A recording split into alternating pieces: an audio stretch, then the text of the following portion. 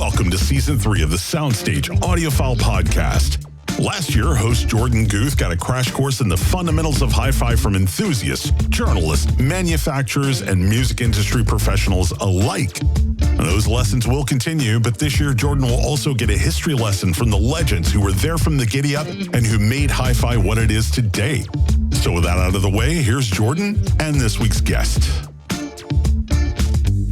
Hello and welcome to the SoundStage Audiophile Podcast. Today we have Jason Thorpe, Senior Editor of SoundStage Ultra, Joseph Taylor, Senior Editor of SoundStage Experience, and Dennis Berger, Senior Editor of SoundStage Access, joining us to talk about vinyl. Welcome, gentlemen. Thanks, man. Thank you. Hello. Good to be on this side of the mic for once. Yeah. So this episode kind of got sparked from a recent series of articles you were writing, Dennis, about how you kind of got your first record player at quite a young age of 52, like a couple months ago. And the different folks that kind of helped in making the decision to which one you went with and kind of opened your eyes to a lot of the unknowns of vinyls in general. Oh, I said vinyls. Yeah, can't say vinyls. No, shame on you. Records. All right. You know what? We're going to keep this in here as a lesson for everyone. Lesson number one. Vinyl is singular. There's no vinyls. It's vinyl or records or LPs. All right. Good job. With that out of the way and the faux pas, I hope I don't repeat. Let's kind of introduce the experienced folks when it comes to vinyl LPs, which are Joseph and Jason. So let's start off with maybe Joseph. Like, you have a collection of 4,000 plus records. Like, how does that even start? Where do you begin in doing that? Well, I was 11 or 12 and I had been listening to music on the radio in my parents' kitchen. And I think I picked up a record. I saw an album in a budget bin in a Woolworths. And it was actually, I'm a little ashamed to admit this, it was a Royal Guardsman record called Snoopy and the Red Baron. I love that song. But it was 99 cents or something, and I wanted it. It had a number of other tunes. There's a reason they're not a particularly well-remembered band, but the record was fun. And I had been buying 45s probably for like the previous year, everything from the Tijuana Brass to Classical Gas was one thing. I think the coolest record I bought was Do Your Thing by Charles Wright. And when I bought that record, I liked it. It was fun. There was something about holding the record and reading the cover and all that stuff. The first record that I bought that really meant anything to me was A Best of Cream. Great. And I played that a lot. I knew every track. And that had to be 1969. So I would have been about 13. And then I started early on. It would be, you had limited funds. So you'd really trade records with people in a lot of cases or borrow them and things like that. And then once I started, when I was 14, I worked at a driving range over the summer. Any extra money I had, I was supposed to put money aside for school or for clothing and stuff like that for school. Any that I was allowed to spend, I bought records, and I can remember buying Who's Next at a department store in Sunbury, Pennsylvania. I can remember buying the Allman Brothers Band at Fillmore East at Plaza Shopping Center. That's where it began. And frankly, it just kind of snowballed over the years. Suddenly, like my first apartment, I had to find room for a couple hundred LPs, and I've always liked music. And I still have some cassettes. I had a cassette collection as well because my friends and I exchanged music. I always ended up, once those things came out on either CD or vinyl reissue, if I really liked something, I would track it down on LP. In vinyl as well. Yeah. So. And Jason, what about you? Like, how do you remember the first vinyl that you purchased? Do you remember, were you already kind of getting into music and that was kind of the next foray? Like, how did that work out for you? I was 13 when I got my first LP. It was Lighthouse's Greatest Hits on KTEL Records. I still have it. Oh, no way. Yeah. But back in those days, if you wanted to listen to music, you had to have records. It was either radio or records. There was no other way of listening to music. So you start buying them. You don't even think, am I going to get into records or vinyl or anything like that? You're not going to collect. You just want to listen to music, and you don't want to be stuck with what's on the radio. So you buy records. And from that point on, I kept buying records because that's what we all do. Younger folk like you, Jorden, you probably bought CDs. Yeah. So we just buy the media because that's the only media that's really available. And I never sold them. When vinyl started falling out of favor and CDs came in, I just kind of put a doily on top of my record player, started buying CDs, but kept the records. And then about 1995, I think it was, I started reading Stereophile, and Michael Fremer started writing his Analog Corner column and started talking about records and getting back into it. And I kind of looked over the side of my record player and I went, maybe I should take the doily off that thing. And I was already into hi-fi at that point, so I started using it again. And from 95 to now, I've still been buying records and increasing my, I guess, what is now a collection, because it's not just something I have to listen to music. It's a collection now, God help me. Yeah. And here we are. What date is it today? Yeah, August 2nd. So now I'm still listening to records. I guess kind of contrasting those two ideas with now Dennis, you had vinyl presumably in the past, or did you ever have vinyl? Yeah. Look, my first rock and roll record I got at the age of 5, which would have been 1977. So I went to a daycare center called Kindercare, and of course, we had an old denim suitcase record player, and there was a day where everybody was invited to bring their favorite record, right? And I brought a $6 Million Man record because, $6 Million Man, that was the coolest thing in the world. And they would release like audio dramas of the $6 Million Man on vinyl. And I brought that, and another kid brought Electric Ladyland. So anyway, the teacher, whatever you call him, put the Electric Ladyland on, and my 5-year-old brain was just utterly freaking blown. I was like, what is happening to me? This is the coolest thing I've ever heard in my life. And all the other kids were like, I'm scared and I need an adult, right? So afterwards, I go to the kid and I'm just like, hey, I will trade you the $6 Million Man record for that, whatever that is, right? And he was like, heck yes, give me. And it turned out that wasn't his record. He didn't own any records. It was his brother's record that he brought from home. So then the next day he comes back and he's like, I'm going to need that record back. And I'm like, oh no, it fell out of my parents' car and broke, but no, that was my first record. And I had records as a kid, man. I had, the Chipmunks and, I don't know, Pink Floyd, whatever. But yeah, so I had records as a kid. And then also, you lost favor with them? Like what happened there? Like CDs came out. So, yeah. I mean, like I had cassette for the car. When I first started driving, it was all cassette, and it's whatever. You're in the car. Who cares how it sounds? And then CD came out, and I upgraded to that, and it was just like the inconvenience of vinyl and the lower fidelity. I mean, once DACs started to improve, which granted took a few years, right?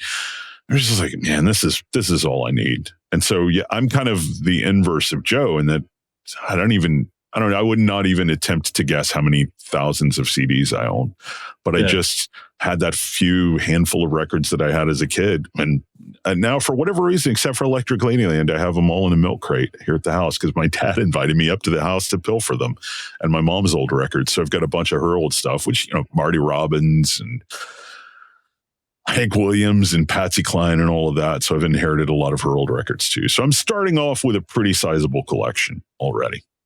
All three of you are extremely into audio. You're extremely into music. You're extremely into hi-fi, really. And it's kind of like different approaches to the same goal. At the end of the day, it's just the music. But when it comes to vinyl, you talked about the experience being almost not pleasurable. Like it's inconvenient. But for Joseph and Jason, like, did you ever go through that? Like, Jason, you kind of mentioned a little bit, like, oh yeah, I decided to pull the records back on. But did you ever get that same feeling when you were listening to CDs? Like, was it that intimate with the music, or was it just not the same as what vinyl can produce? I've always hated physical CDs. I hate the medium with a passion. I don't like the feeling of the cellophane wrapper opening. I don't like the crack as the case opens. Yeah. I don't like the feeling when you pull it off the spindle. I don't like the actual disc itself. I hate when you push a drawer and it opens and close. There's nothing. I've never been happier to see the death of any medium in my life. Wow. Tell us how you really feel. That's amazing. So that's obviously not the same for vinyl, because you're still very much into vinyl. It's a much more elegant medium. It's a physical medium that has an actual physical thing that it does. It's primitive. It's Jungian. It's this thing that you touch and this other thing that you touch, and you touch them together and sounds come out. It shouldn't even work. Yeah. It should sound like a broken, like a shitty 8-track, right? At best, but it doesn't. And that's one of the beauties of it, is that these sounds, these beautiful sounds that are, we can talk about fidelity. Fidelity is it as it's not accurate. Okay, fine, it's not accurate, but it's pretty damn good considering what it is, and that's half the magic of it. The fact that it's still going is kind of a testament to the fact that it has the quality, it has the staying power. And I think it is archetypal, the way it works. And the fact that people who have never seen it before look at it and go, my God, this is fantastic. Or there's something about this that really reaches down into my genetic memory, the sort of epigenetic type of thing that comes from your parents because they touched it.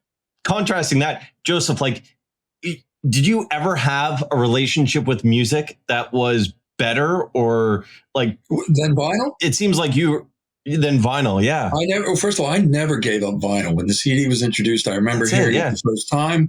And I remember I read Fremer's column as well in Stereophile. And I remember he described his first experience hearing a CD, and it was exactly what my experience was. I stood in a place called High Fidelity House in Camp Hill, Pennsylvania. And there was a Sony rep there, and he was playing a CD player through a pair of Mission speakers.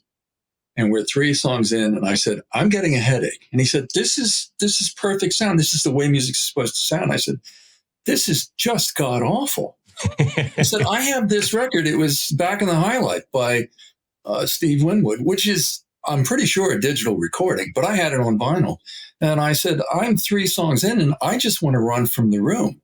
It's edgy. It's way too high. The high frequencies are so emphasized.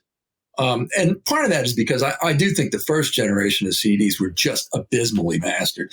I remember when Elvis Costello's catalog moved over to Rykodisc, the improvement in sound was just dramatic. And so I continued to buy records. I was pleased that there were labels still pressing LPs. And I was, one of the things that I found reassuring is certainly by the mid-90s, certainly by the late 90s, when CDs were really in the marketplace for 10 years. Because even though they were introduced in 82, it took a good 5 or 6 years for them to really take over and push LPs out of record stores. I finally realized, I don't have to keep my old Styli. I'm going to be able to replace these because they're not going away. And so that gave me hope that I can continue to like this medium because people are still providing a way for me to replay it. And I still like it. God knows I still buy it. I have a record waiting for me at home. I just got a message from Amazon because I had ordered a reissue of Lee Morgan LP, and I'm really looking forward to hearing it, and it's now CD playback has improved. The last 12 to 15 years, I think DACs are so good that I can enjoy listening to CDs, almost as much as vinyl. At this point, I can't say that my enjoyment of vinyl doesn't have to do with the fuss that goes around. One of the things Dennis talks about in this current article is sort of the experience of cleaning vinyl. And, if you buy a bunch of used vinyl at a record store and bring it home and clean it to turn something that probably if you just threw it on the turntable, you'd go, oh my God, this is just horrible. And to make it really playable and say, oh my gosh, this sounds so good. Because a lot of vinyl in the 70s was not very good quality, but it improves greatly if you have a good way of cleaning it. So all of these weird things that you never have with CDs, and good gosh, you'll never, ever, ever get anywhere close to that kind of experience with streaming. Streaming to me is just convenience. And I understand that some of it really has, the quality is good, the playback is good and all those things, but there's just there's no relationship that I can see with that, listening to music in that way. I got to hold something. There's an analogy that I wish I had thought of before I wrote that last column. I just thought of it right now, but my wife and I are big into Japanese culture. And I don't mean like, Sony Chiba movies and samurai swords. I mean, like, we really love Japanese culture. And one of our dream vacations is to, one day hopefully fly to Japan and basically travel from south to north following the Sakura Matsuri, the spring festivals, right? The cherry blossom festivals. But this year in Birmingham, which is an hour and a half north of us, there was a Sakura Matsuri in the Birmingham Botanical Gardens. And my wife and I got to go, and we got to do tea ceremony for the first time. If you're not familiar with tea ceremony, it's just an entire ritual around drinking and serving tea. And we got to participate for the first time. And I tell you, it was probably not any better, objectively speaking, any better a cup of tea than any we've made ourselves. But it tasted special, right? Because there was the entire ritual and ceremony around it. And we were 100% focused on all of the trappings of the tea ceremony. And to me, vinyl playback kind of feels like that. It's tea ceremony for music. And it doesn't matter if the cup is, any better than what I could have brewed myself at home. It's a special experience. And I'm kind of kicking myself for having shut myself out of it for decades. It'll wear off. No. Okay. I think about that. And Joseph, you kind of talked about the idea of like having to clean records as part of this ritual. There's a lot of, and I like to think of them as the unknown unknowns. Like I think about vinyl, I think about record players. I read Dennis's article and I say I didn't even know that I needed to think about these different things. I didn't know that there was so much variance in turntables and cartridges and all the other stuff, storage and everything. When somebody is getting into vinyl for the first time, it's intimidating. It's extremely tough, like especially a newer generation like me that never grew up with that. So I missed vinyl entirely. My dad had records for the longest time, but I never got to see any of that the ritualistic elements of things. When somebody's getting into vinyl and they're asking you guys questions, what's the most important thing of the priority list to say, like, this is where you should begin learning or kind of putting your energy? Well, my daughter collects vinyl, my daughter Erin, and she has, an okay turntable. At least it has a magnetic cartridge, so it tracks somewhat lightly, but she's not fussy the way I am. I'm sure she doesn't clean her records the way I do. I do that to protect the record and to increase stylus life. Yeah. So I would not want to start with that. I wouldn't want to try to introduce people to vinyl by telling them there's a certain. Here's all the things you need to do. By the way, I think once you get into it, those are things. If you like fidelity, if you really like your music to sound good. All of those things contribute to it and give you a certain level of interaction and involvement with the music that I think more passive listening, even CD listening, it won't give you that same level of involvement that vinyl does. I would say if you're trying to introduce somebody to the music who does like fidelity, who has maybe a decent setup with digital playback of one sort or another, you're probably going to say, yeah, once you get into this, you're going to be working a little bit more with this than you do listening to CDs or if you're streaming music. You want to keep your records clean. You can do it easily. You can buy a good brush, a little bit of, and I do that day-to-day playback. But if someone ends up really getting into it the way I'm into it, and probably Jason too, and Dennis is starting to get into it, is if you're going to buy a used vinyl and it's a record that's been sitting either in somebody's closet or basement or wherever for 20, 25 years, even if they took good care of it, you're going to clean that record because there's dust in there, there's stuff in there, and you're going to dig that out of the grooves, and you need a good cleaner to do that. You can use a vacuum cleaning system. I use a combination of a spin clean and a KAB vacuum cleaner. and my records, sound really good. And that's part of the pleasure, is turning a record that probably is only semi-playable into something that I can listen to and enjoy. But that's not something I would tell somebody about until they get into the hobby and really start to like it and listen and say to me, what can I do to make it even better? That's not just used vinyl, though. That's like I'm a huge Wicked fan. And last year, around November or so, this is way before I had a turntable, I had bought the 2LP anniversary edition of the Wicked soundtrack. And when I got my turntable, it was one of the first records that I pulled out. And when I dropped the stylus on it, it sounded like I was dragging a rake through kitty litter. And I was like, well, this must be one of those horrible pressings I've heard about. And then I was using it to sort of test out my Record Dr. 6 record cleaner.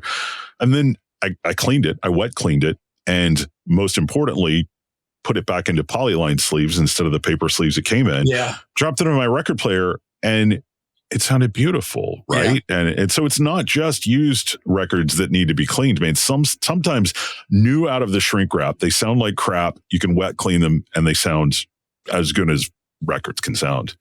But I want to go back to something that you said, Jorden, about sort of like not knowing what you don't know, because one of the things that I'm trying to hold on to now, one of the things I want to make sure I don't forget, is how daunting all of this is and how intimidating. Like, Doug came to me like 6 months ago and said, you need to get a record player. I thought I would probably have bought one by the end of that month. And it took me 6 months to decide what to buy, just because I was just like, I didn't even know what to ask. And once I got it, look, man, I've been installing Look, when I was 4 years old, I think 4 or 5, we got a new TV and they were installing it. And before the salesman had left the kitchen, like my dad is like signing the paperwork, I had to back off of the TV and I'm like, it doesn't have tubes in it. They're ripping us off. So like, I've always been really comfortable around electronics, right? I get this turntable and I read the instructions and it's kind of like, well, if Mercury is in retrograde, then kind of stick your tongue in your left cheek and twist this knob until it sort of feels like Tuesday. And I'm just like, well, what does any of this mean? Right? It's really scary and daunting and overwhelming. And you're just sure you're going to destroy this precious investment. I've got a little bit of, experience under my belt now, and it's not quite as scary, but I don't want to lose that. I want to remember how terrifying it was the first time I set up a turntable, because I've never been that terrified of anything electronic in my entire life. So, Jason, like when people ask you, like I'm sure many people ask you kind of similar questions to what Dennis originally asked you. Mm-hmm. They're getting into stuff. Is that the experience that a lot of people have, or are they, I'm going to say ignorant, but it's not ignorant. It's like ignorant is bliss to be like, oh, I just buy a turntable and I get it going. A couple of points. First off, I've been riding motorcycles for my entire life, and people come to me and say, I'm thinking of buying a motorcycle. And I look at them and I think, I don't think that's a good idea. I would, at my age, or as a grown adult living in this world, I would not want to start riding a motorcycle. It's too dangerous. There's this like whole catalogs full of stuff you didn't even know you needed. Yeah. So and vinyl is another one of those things. It's not something I want to discourage anyone from, but I think that when somebody says to me, "I was thinking of getting a record player," I'm like, "Ooh, there's a lot." It's like adopting a I don't know what, some kind of crazy animal. Like, well, that's a nice elephant you got there. Like I don't know what you feed it, but it was on sale. Yeah. So there's a lot that goes into it. And I think of somebody who's buying a turntable to start with, and they've got one record, it makes life difficult. It's a difficult, daunting process. So do you find that more people are asking you about records now than they were, I'm assuming, more than like 10 years ago or stuff like that? One every 3 months, I'd say. And is the first kind of thing like, why? Like, why are you interested in this? Is this just kind of the fad, the kind of trend that's going on, or is there like another reason that you're kind of considering this? Or first question I ask is, what's your budget? Okay. That's fair. Because that sort of defines everything. If it's, I don't know, $150, I'm like, okay, all right, well, that might be tough. Yeah, it might be tough. You can do it, but there's not, just find the cheapest one you can, buy that, then leave it at that. Make sure your amp has a phono input, and then I stop talking. But if the budget is higher, well, then we can have a chat, because you kind of need to spend at least, $500 to get something that's worthwhile. Do all of you folks find that vinyl has become a way that people are getting into high fidelity hi-fi in general? Not so much. It's more a whim that I find that people are looking at and they think, oh, records, that sounds nice, and they want to get into records rather than hi-fi. I don't see a lot of people who are thinking, I need a better stereo. They just want to get a record player. That seems to be what I see more of. So it's not like vinyl is like a gateway drug into hi-fi? No. Okay. Not from my experience. Mixed. From what I've seen, it's mixed. Yeah.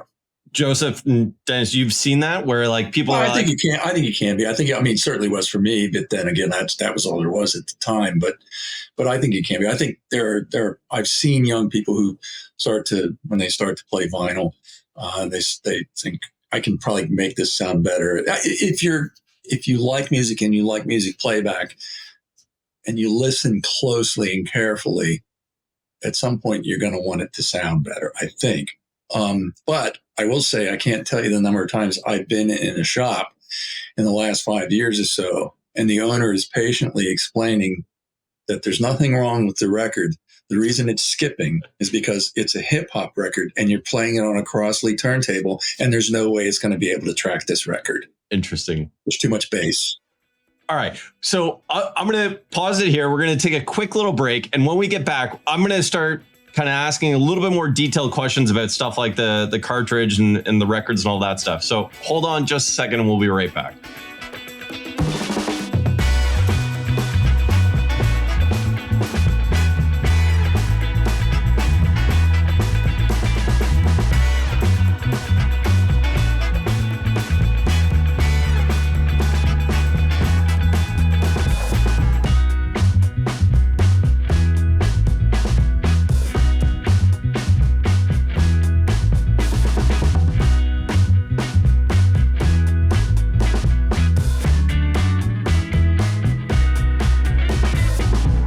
And welcome back to the SoundStage Audiophile podcast.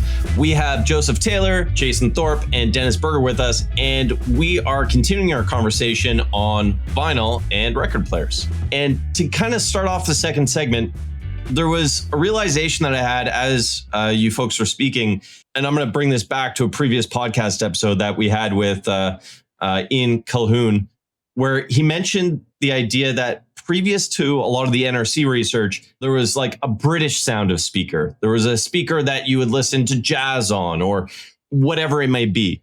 And as you talk about the different cartridges and the different kind of players, there was kind of a little bit of a mention, and I remember this in an article, talking about how some cartridges are designed for specific types or genres of music. Is there science behind that, or how does that work? And how does somebody that's getting into this to begin with even decide? Yeah, I don't know how much science there is, but yeah, I really sort of first encountered that when I was at Classic Audio and Records in Prattville. I love the record shop. I've been going there since even before I had a record player. I just love the community. I love their listening parties and things like that. But I was talking to him. I was like, okay, say I'm walking in the store. I say I want to buy a record player. What's the first thing you ask me? And he's like, well, the first thing I ask you is what kind of music you listen to. And I was like, oh, crap. This is ridiculous. Like, we dispensed with this 50 years ago. Okay. Yeah. Right. Like a hi-fi system should be able to play anything and do it well. And most of the stuff where it's like very sort of genre catered, it's genre catered because there are limitations. Right. And he was like, well, okay. I mean, I kind of get your point. But the thing is, I find that guys who are into like a lot of vocal jazz, they really like Grado cartridges. And he's like, I'm not here to tell you that's right or wrong.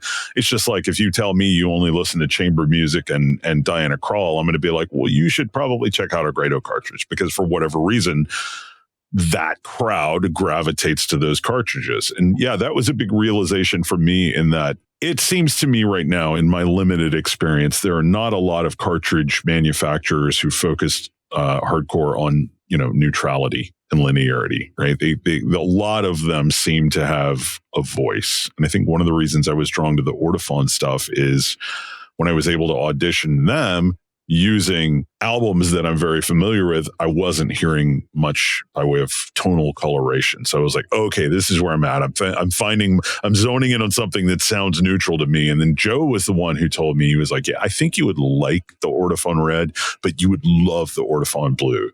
And when I listened to them both, I was like, yep, that is a true story. That's what happened. What I was looking for was a lack of character, a lack of sound, a lack of, sort of tonal colorations. But a lot of people who are into this want those tonal colorations. And who am I to tell them they're wrong, So Joseph, Jason, how does that work? How does somebody decide on the cartridge? Is it purely just, I guess, budget and then your genre of music? Or is there kind of stuff out there that Dennis might not know in his early stages to look for? What do you think, Jason? Well, I'm once you get into a decently priced cartridge, once you get above a certain level, okay, vinyl by its own nature is insanely colored. Yeah, okay, that's a good point. Yeah, there's no getting away from it. I've done some back and forth between digital and vinyl, playing what I feel are the same masters, and there's no getting away from it. Vinyl sounds different. Some people like it because of that. Some people won't want it because of that. Either which way. But cartridges, some of them can sound more lush than others. Some of them can sound more accurate, more crisp and accurate than others.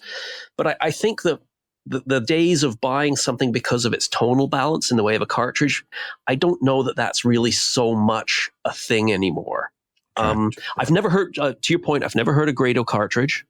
But every cartridge I've reviewed and I've tried, they've all sounded good. They've all sounded slightly different. But as far as colored and whether they're more appropriate for one type of music or another, I don't know. I'm not so sure about that. I'm going to leave that as open-ended and ask Joseph what he thinks. Well, I'll tell you my experience over, let's say the last 10 years, there were two brands of cartridge I tried. On paper, everything fell within the same frequency range, capabilities, and on paper, they look similar to cartridges I already have, but I thought that, I want to try something different. I don't want to name brands necessarily, but there are a couple of brands that were well regarded. People in forums liked them. They were well reviewed. I just didn't like them. Yeah. I had one actually that I switched to it about the time I got a vintage Macintosh amp.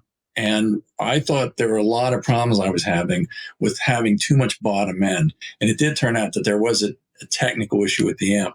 But when I got it back and I listened,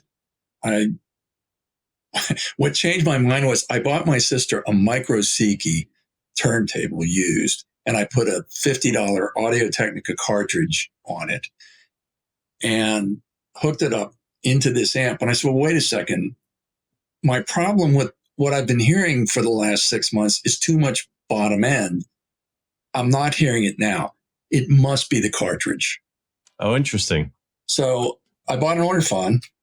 I like Ortophons. I've already had them. So I bought an Ortophon, and I ended up, I take them to the shop anymore because the tone arm wiring is so much more delicate than it used to be. And at my age, unless I have surgical lighting and 300x magnification, I'm not going to be, it's a good thing I like the cartridges I have now, because the only thing I will ever do is upgrade the stylus. I am not replacing those cartridges unless I take them to a shop. And most shops, and this is probably the experience anybody's going to have, you got to call them 8 weeks ahead of time schedule because they're all busy. Interesting. Could I just jump in just for 1 second and add a point here that just came to mind when I'm thinking about this? A tone arm, turntable, cartridge interface is a system. And those three things have to be able to work together technically, from a compliance point of view, from a cartridge weight point of view. You could put the same cartridge on two different turntables and it can sound radically different. Yeah, that's true. Oh, interesting. So as far as voicing a cartridge and a cartridge having a particular type of sound, yes, they do. Joseph's right. There are some cartridges that have more bottom end than others and stuff, but it's the setup and what it's set at, and the tracking weight, and the mass of the arm compared to the compliance of the cartridge. Those things make more difference than anything else. So it's very, very hard to say, how does a cartridge sound? All I can say when I review a cartridge is, here's how it sounds on this turntable. It may not sound the same on yours. With this turntable, with this tone arm Yes. combination. So, and this is interesting because I think of like even speakers, right? Like a lot of people have their own opinions on how different speakers sound to them and all that. Vinyl is like adding an entire other layer on top of that. It's great for somebody that likes the tweaking elements of things where they can like, oh, I like this, and then I'm going to change to that. For somebody that maybe wants to start with a neutral bass, is there like a neutral? Well, No. There's no neutral transducer of any sort, right? Transducers are always the thing that make the most difference, and they're always the biggest variables. And, a phono cartridge is a transducer. It is taking mechanical energy and turning it into electrical energy, right? And then your speakers take electrical energy and turn them into mechanical energy, right? So anytime you are transferring one type of energy to another, it is not going to be perfectly efficient. Something is going to be changed, modified, lost, however you want to put it. And so I think, oddly enough, really a lot of my resistance, my reticence to vinyl for so many years, I think, was keep transducers to a minimum, right? Like the speakers, I've found good ones. I know they work in my room. That's a big variable taken care of. Everything else is just kind of like tweaking around the margins. Well, now I'm going to put a transducer at the other end of my signal chain. It's just chaos now, right? But finding I kind of enjoy that chaos. Like my system sounds different from day to day. I think it's humidity, maybe. Oh, no way. Some days I'll go down there and it sounds like crap, and I'm like, this isn't working. Maybe I've got to change a setup or something. And then I'll come back the next day and it's like, oh, now it sounds fine. That's but that is a lot of that can be psychological, Jason, or it can be extra, or it can be physical. Yeah, I wrote an article several years ago about the fact that an experience that I had when my mother-in-law was in town. We were watching a TV show that my wife and I had seen and really, really loved. I got up to go to the bathroom. I come back in. I sit on the couch. I press play again. My home theater sounds weird, man. And I'm like, what happened between when I got up to go to the bathroom and coming back?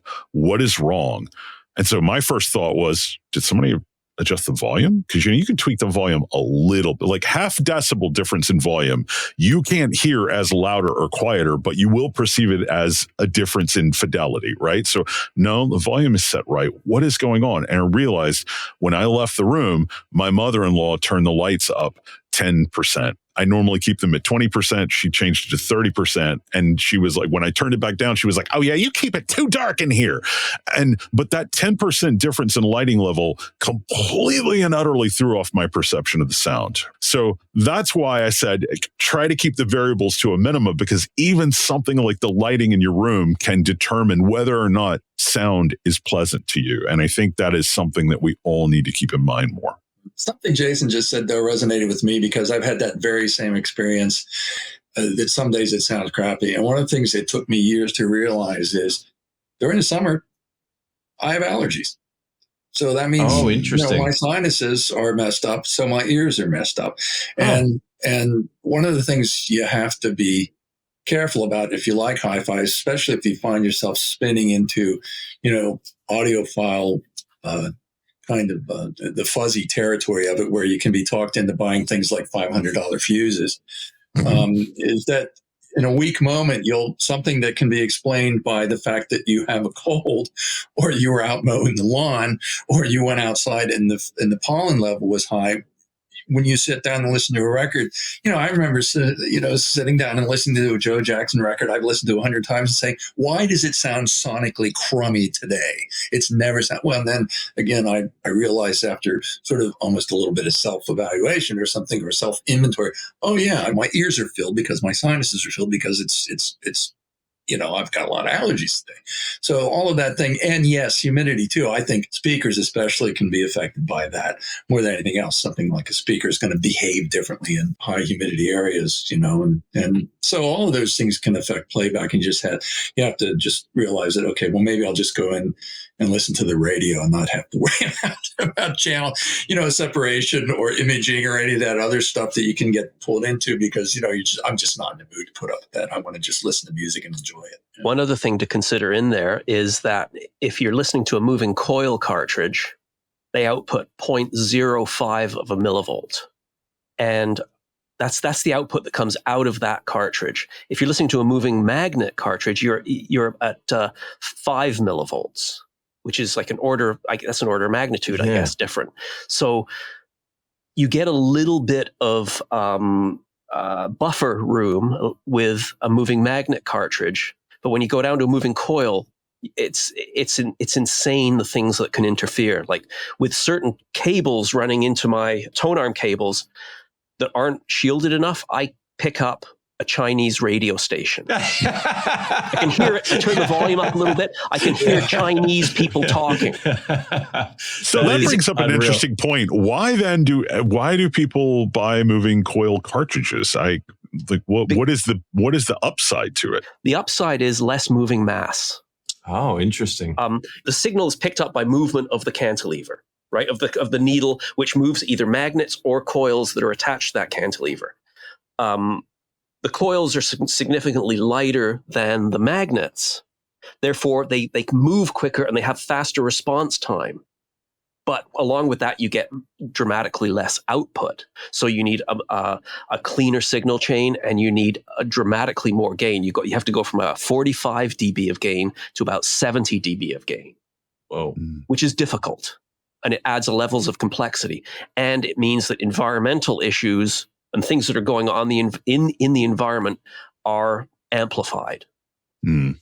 So, and this kind of, I think there was a sentiment in one of the articles that was talking about this idea that at the end of the day, whatever you choose for a record player, for your specific, and actually I have an entire other line of questioning that's related to the difference in beef between belt drive and direct drive. Maybe we'll save that for later. You guys that is Crips versus Blood, man. Wow, I did not know that the camps were that vociferous. But when I was trying to figure out what to buy, it was either like, you buy a belt drive or you get the hell out of my house. Or, no, you buy a direct driver, F off. It's like, wow, you guys are angry about this, man. Maybe we'll explore that. Like, what is, okay, for those that don't know, what is the difference between belt drive and direct drive? And then why would somebody want one or the other? I'm going to leave this to the experts. Jason, that sounds like something you should answer. Well, one of the benefits of belt drive is you've got a buffer between the motor and the platter. Okay, the motor is off to the side. Generally, it's spinning the platter. Therefore, you've got a rubber belt, so any variances in speed can get buffered somewhat by the belt. So you don't have as much variance in speed. That's the idea. Direct drive, the motor is directly hooked up to the bearing, to the actual center of the platter. Downsides are if the motor's not quiet, you get noise actually coming into the platter. You have to have a really good motor that doesn't cog, that keeps its speed constant. If you can do that, direct drives are fantastic. Back in the 70s and 80s, very few companies could do that well. So it's easier to make a belt drive turntable, a good belt drive turntable. It's more difficult to make a good direct drive turntable. But if you do a direct drive turntable well, it's really good. I had my best turntable for years I had a Denon DP59L, which was their flagship table. In the late 80s, that table probably ran about $1,000 without a cartridge. And it was a wonderful table, dead neutral. I used one for probably 25 years. It was a great table.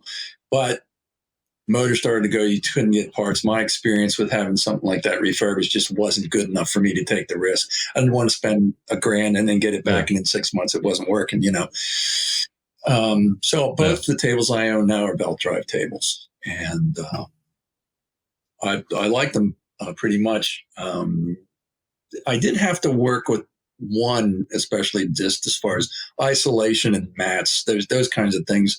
Some tables, they have a really strong effect. In other cases, they don't.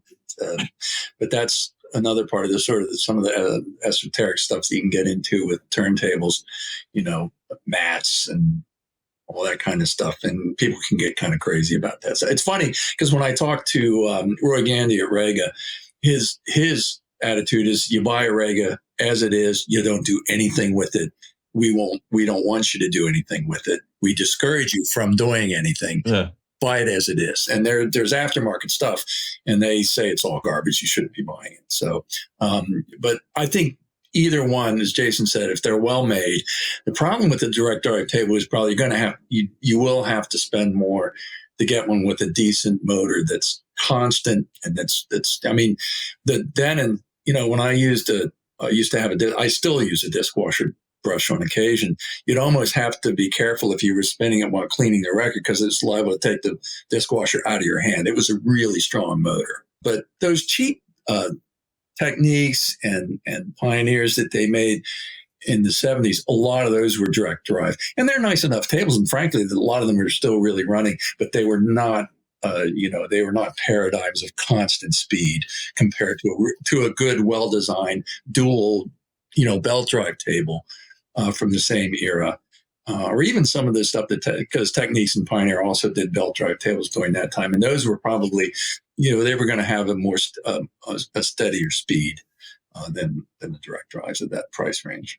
So if somebody were getting into the hobby today and they wanted to do like bare bones, spend the least money possible, chances are a belt drive is probably a safer bet in the lower end than a direct drive. Yes. Simply because of motor quality.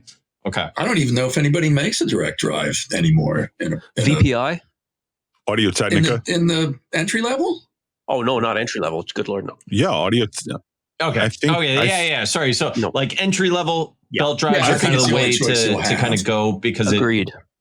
Gotcha. Yeah, I think, what is it, like the AP60 or so? I can't remember Audio Technica's names, but the one that's like the 60, and then they've got the one. Those are like the go-to recommendations for like $150 turntable, what have you. And I believe they're direct drive. I don't know. I just think they're ugly. So well, those tables don't have their. If somebody wants to get into, to me, it's just not worth spending less than $400. Gotcha. If you're going to get into vinyl, you want a light tracking tone arm, and under $400, you're just not going to get a turntable that has a decent light tracking tone arm. And Dennis, you said something. It's ugly. That's something that's very, very important when it comes to turntables. Is it has to appeal to you physically, because you're going to be touching that every 15 minutes, right? Yep.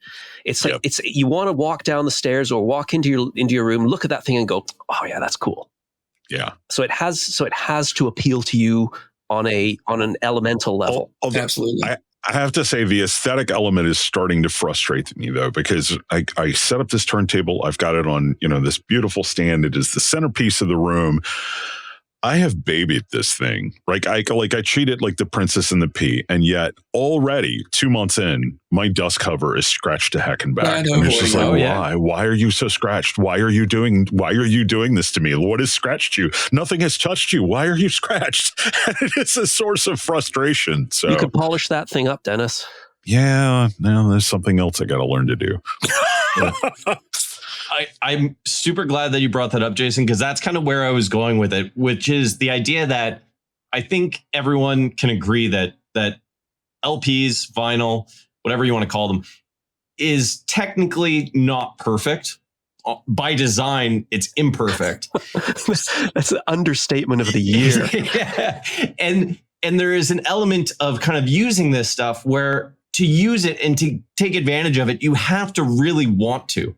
And part of wanting to interact with something is have it visually appealing to you and gives you the sense of like, this is cool. I want to do this. So that might honestly be like one of those elements when somebody's looking at potentially buying a turntable and listening to vinyl, they want to have the ritualistic approach to things. And then they want to look at it and be like, this is cool. This is badass. I mean, I think another aspect of it that I don't know if you technically, this isn't really an aesthetic thing, but it's sort of in that vein. I'm finding a lot of the kids that I'm talking to who are into vinyl. When I say kids, I mean like, people under 25. To me, that's kids. But a lot of the reason that they got into it is because they just have a deep distrust, what's the right word there? Deep distrust of multinational corporations. And they don't want anything to do with Apple. They don't want anything to do with Android. They don't want anything to do with Spotify. They don't do streaming because they don't trust the corporations who are providing these services. And so for them, they love music. Vinyl is a way for them to get their music that is not connected, that nobody can spy on, that nobody's tracking their habits, that nobody's making other recommendations. It's almost like a musical air gap, right? And from talking to them, what I'm figuring out is then that the fact that they're buying records, that most of the records they're buying are secondhand, is influencing then what they're listening to. So it is having aesthetic choices, but not like visual aesthetic, like in terms of their taste, it's having that effect. So I wondered if Joe and Jason have encountered that at all. Just the younger people who are into this almost like as an anti-tech thing. I haven't run into that. Nobody's, but the only young kids I talk to are my kids. And my daughter's in Boston, doesn't talk that much. And the other one, I think, has decided that the closest thing to living independently is to avoid us at that house, live her life in a certain time frame when she knows we're not awake or something. I don't know. So we do talk, and actually, my second child was into vinyl for a while, but I think just because she doesn't have set up in the house or anything, probably streams more music than anything else. And I would look for her to be the kind of person who would want to avoid the things you're kind of talking about. But that's an interesting phenomenon. And I think I read somewhere where you said that some of those young people, the reason they're into cassettes is that's their version of portable music rather than listening to it on the phone. Right. That has driven the cassette revival more than anything else. And that kind of makes sense to me. Yeah, they have their records at the house and they either record it to a cassette, or if they want to support the band even more, they go to the record shop and buy the cassette. But that's what they're listening to in their cars. That's what they're listening to in their commute. Yeah, because you can't bring vinyl with you. I haven't really noticed what you just said, Dennis. I'm sorry. But then again, I don't really like children. I will say one thing, when we talk about streaming services and algorithms, the only thing I do, I have an Amazon Music account. The reason I have it is because when I review vinyl, it lets me evaluate the music at my desk. And then when I'm going to evaluate the sound, I go down to my system and listen to the record on So for me, it's a matter of convenience. And I do end up streaming music in the car and stuff. So on a long trip, you choose a record and then Amazon decides, well, he's listened to this. He's probably going to like this. It's never right. It is even within hailing distance of being right. They'll choose something that I'm scratching my head and said, what made them think I would like this after listening to James Brown at the Apollo? Yeah. So here's an interesting take. Like I'm just thinking about that. Is there, I think of vinyl as almost a commitment, right?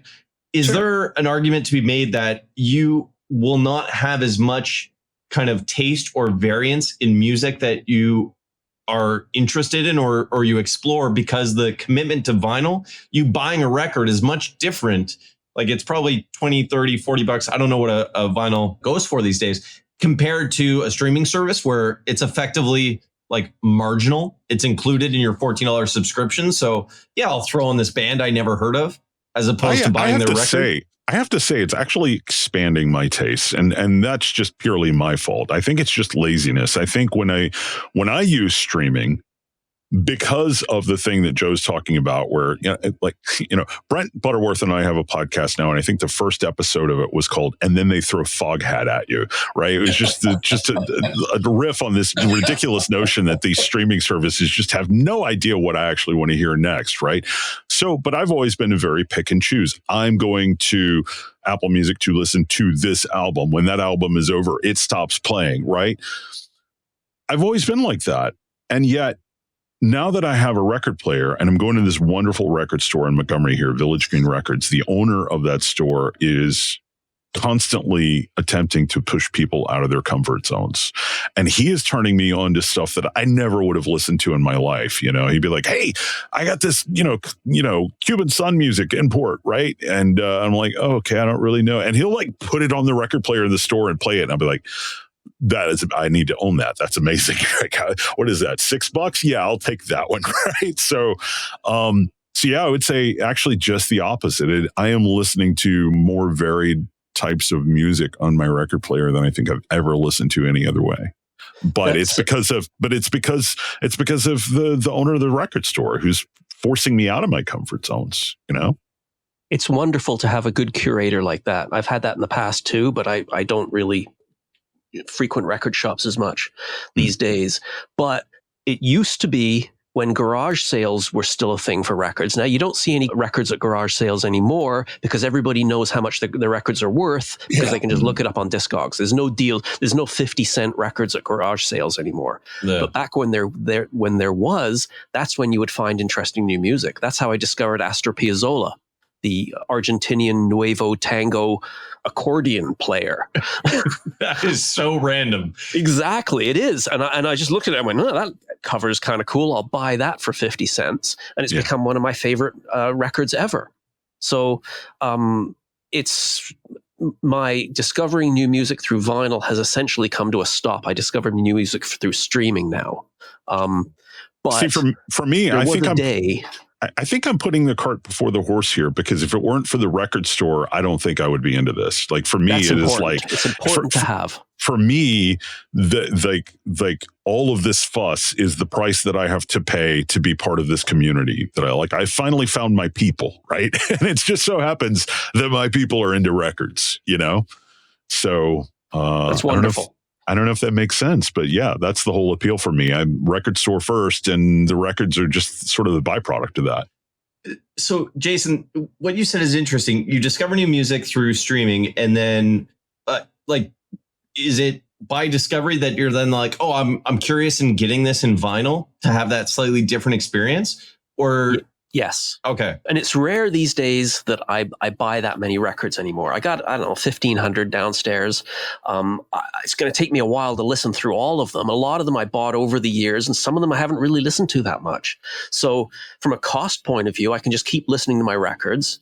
I've just implemented I'm the inverse to Dennis. I've just implemented a digital system in my listening room about the same time as Dennis was doing his analog thing. So I don't really feel like I need to buy that many more records these days. Yeah. I can't afford to buy that many more records these days, man. That too. Yeah. God, it's like everything is getting more expensive, but we're not getting paid anymore. So it's kind of like every month I get a pay cut. And nope. I need food. I'm not buying a record. So it's a commitment to buy a record these days. Like like you said, Jorden, is it's like $40 now, $30-$40 to buy a single record, and you better really like it. Yeah. You got to really want that record. Although I paid $4 for an Al Di Meola record the other day, though. So used is good. Yeah, and the truth is too that even a lot of pop records, sort of mass market stuff, is in around the $20 range. But if you decide that you want a good pressing of something like a Blue Note reissue, the Tone Poet stuff's $40. That's one of the reasons I made a big fuss about these Steely Dan reissues at $150. I said, well, this is ridiculous. There's no reason for these records to be this expensive. They don't sound that much better. And they could have cut costs by packaging them with, more common sense. But you can, I think $40 to me, I'll even pay $60 for like those 2 LP reissues that some, like Acoustic Sounds has done them, and they cut them at 45 RPM, and they sound terrific. And I'll still pay that. This is the advantage of being a retiree, I guess, and that I still have some disposable income, I guess, I don't know. But these days, a lot of times I find music because I need to review something, and I'd like to review something unique. So I'll read the All Music group guide and see what's new, and stream it a little bit, and then order the LP.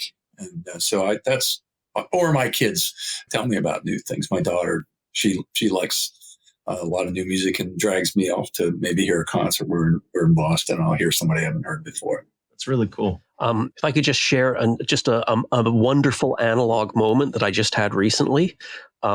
I received the reissue of Van Halen 1 done by Mobile Fidelity in their Ultra Disc series. And it's a most wonderful record I've ever heard in my life. Played loud on huge speakers. It raises the hair on the back of your neck. It's if you ever have a chance to listen to that record and listen to it loud, it's magnificent. It's a big commitment to get into vinyl. It's a big commitment to learn all about it, on top of learning about hi-fi if you really want the best of things. And then it's a big commitment to store it, take care of it, to play it. It's becoming a ritual. And it's not cheap. So it's a financial commitment. Is vinyl, is it going anywhere? Is it still going to be worth it? Is it going to be an experience that you think generations from now are still going to kind of hold the same reverence towards? Or is it going to fade away? I mean, I think the fact that it went away and came back is pretty indicative of the fact that there is something resilient about the format and the need for it. The need for the larger format, the need for the packaging, the liner notes, right? The need for also ownership. I'm a big gamer. A lot of people know that. And there is a big push in video gaming to do away with owning games, and everything is a subscription and everything is keeping you hooked into, you're going to pay the same every month. And I think kids are rejecting that. And I think they're rejecting subscription models as a whole. Well, how do you reject subscription models in the most, punk rock way possible? You go buy a slab of plastic with music on it, But yeah, I don't think it's going anywhere, just because I think the experience of having something that you can touch and feel and own, and Jason alluded to this earlier, like the imagined psychometry of it. When I hold my mom's records now that I've inherited from her, I feel like I'm in touch with my mom, right? Whereas if I just pull up the same Patsy Cline album on, Apple Music or Qobuz or whatever, I don't necessarily feel as strong a connection of oh, my mom touched this. So yeah, I think there's something to be said for that. Vinyl never went away completely. There always remained a core group that was still committed to it. And luckily, guys like Chad Kassem at Acoustic Sounds, Mo Fidelity Sound Lab, Classic Records for a while, and other labels continued to press vinyl. And there were enough people still writing about it with enthusiasm and forums out on the web to encourage, old timers like me that, this is a medium still worth listening to and still worth pursuing and having and collecting. I think the same thing's going to happen to CDs. I think sales will decline. They've continued to decline, and they'll get to a point where, you're going to have to search them out. But there are enough of them out there floating around, and there are still enough people who own them and like them. And my hope is that someone will continue to make good players and continue to improve that kind of playback. And one of the things this is I think one of the things I've discovered with vinyl, and it'll apply to some extent to CDs as well, is that you have years of remastering. Every time a record's reissued, a new mastering engineer often comes in and changes it. The 80s Beatles releases sound different from the ones that were done in the 60s and even the 70s. They were remastered. And so each of those reissues has something that makes it worth having and listening to and comparing it. Same thing with CDs. The current generation of Universal releases of the Rolling Stones stuff is just horrible. But if you want to hear the Stones, the post-Decca stuff, the stuff starting with Sticky Fingers on, you track down the ones that Bob Ludwig did for Virgin Records in the late 90s, early 2000s. Those sound great on CD. They're fabulous. And you can find them easily because, find them online and buy them used. So it's kind of, if you like something, they don't hang around. Who's to say whether it's going to be around in 200 years? I just don't know. And frankly, I don't care. Just as I don't care when I hear somebody say, well, all these kids, they're buying these records, but they're still streaming the music. And they'll always bring that up as if somehow that, makes it a less legitimate way to listen to music and it's just a con. Finally, I just say, I don't really care about that. What I care about is I can buy a stylus. I can replace my styli when they go bad. I can still buy records. I can still buy turntables. And all of those things seem to be increasing in production, which suggests to me that there are at least a few people buying this and actually listening to this music in the way it was intended.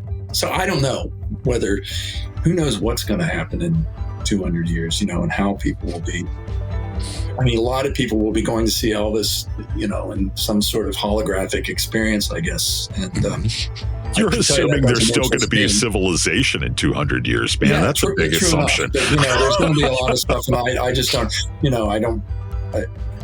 Some things will last, some things won't, and I don't know if the holographic concerts of ABBA, they may lose their allure, but in an ideal world, people will still be listening to vinyl in 200 years. What do you think, Jason? People still collect stamps. Very good point. And coins. And books.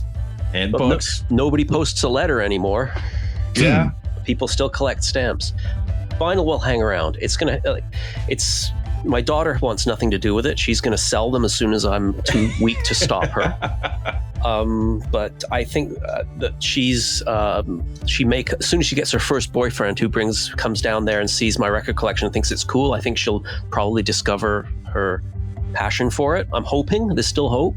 Yeah. But yeah, I think there's still enough. It's like I said before. It's an archetypal thing. It's become part of our racial memory, and I think it's going to hang around. So with that, and all three of you, I've already asked this question previously, but I'm going to change it up a little bit. If you all were to recommend, and I'm going to go with a record here, to listen to on my first turntable, or for anyone for that matter, what would it be? I am going to say King Gizzard and the Lizard Wizard's Omnium Gatherum, because the only way to listen to that album is via the vinyl format. Even if you go to Spotify, Apple Music, Qobuz, whatever, the streaming version that you're hearing is when they got the test pressing of the LP, they dropped a needle on it, recorded it at a computer, and that's what they released. So listening to it on your own record and hearing your own unique, pops and crackles whenever they pop up inevitably makes it an interesting experience. That entire album was made to be listened to through the distortion and imperfections of vinyl. It's part of the experience of that record. So I would say that's the one to go for. Jason? Does it have to still be in print? No, anything. All right then. Astor Piazzolla, his record, Tango 0 Hour. That would be my choice. That's I have that on CD. It's a wonderful, I should track it down on vinyl. It's a great record. Joseph, what would your recommendation be? Well, there's so many that I really like. But I would say sonically, one thing that I have so many demo records, but Mobile Fidelity Sound Lab's pressing of Sinatra at the Sands is astonishing. It is just like so, you feel like you're sitting at a good table close to the stage. And it's great. Is that the one with Count Basie? Yes. Any of their, when MoFi gets it right, it can be breathtaking. I like the Ricky Lee Jones reissues they did too, but those Sinatra reissues they did are every one of them worth having, and they sound terrific. Love it. Well, thank you all, gentlemen, for carving out some time and walking me through vinyl and turntables. I really appreciate it. Thanks, Jorden. Yeah, it's nice fun. Pleasure being here.